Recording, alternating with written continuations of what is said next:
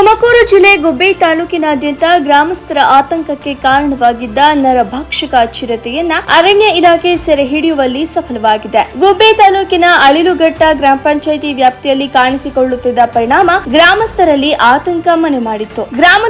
ಗ್ರಾಮದ ಹೊರವಲಯದಲ್ಲಿ ವಾಸ ಮಾಡುವ ರೈತರು ತಮ್ಮ ಜಮೀನುಗಳಿಗೆ ಹೋಗಲು ಹೆದರುತ್ತಾ ಇದ್ರು. ಹಾಗೂ ಜಾನುವಾರುಗಳ ಮೇಲೆ ದಾಳಿ ಮಾಡುತ್ತಿದ್ದ ಚಿರತೆಯಿಂದ ಗ್ರಾಮಸ್ಥರು ಭಯದಿಂದ ಜೀವನ ನಡೆಸುವ ಸ್ಥಿತಿ ನಿರ್ಮಾಣವಾಗಿತ್ತು. ಅರಣ್ಯ ಇಲಾಖೆ ಸಿಬ್ಬಂದಿ ಕಾರ್ಯಪ್ರವೃತ್ತರಾಗಿ ಅಳಿಲುಘಟ್ಟ ಗ್ರಾಮ ಪಂಚಾಯಿತಿ ಸುತ್ತಮುತ್ತ ಬೋನ್ ಇಟ್ಟು ಚಿರತೆ ಸೆರೆ ಹಿಡಿಯಲು ಸನ್ನದ್ಧರಾಗಿದ್ರು. ಇಂದು ಬೆಳಗ್ಗೆ ಹರ್ದಗೆರೆ ಬೋವಿ ಕಾಲೋನಿಯಲ್ಲಿ ಇಟ್ಟಿದ್ದ ಬೋನಿಗೆ ಚಿರತೆಯು ಸೆರೆಯಾಗಿದ್ದು ಗ್ರಾಮಸ್ಥರು ಅರಣ್ಯ ಇಲಾಖೆಗೆ ಧನ್ಯವಾದಗಳನ್ನು ಅರ್ಪಿಸಿದ್ದಾರೆ.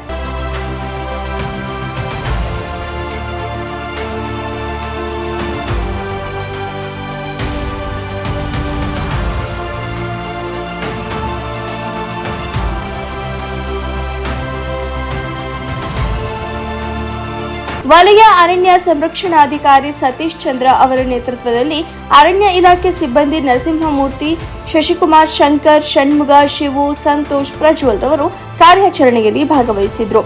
ವರದಿ ಮೆಂಚೆ ಮಂಜು.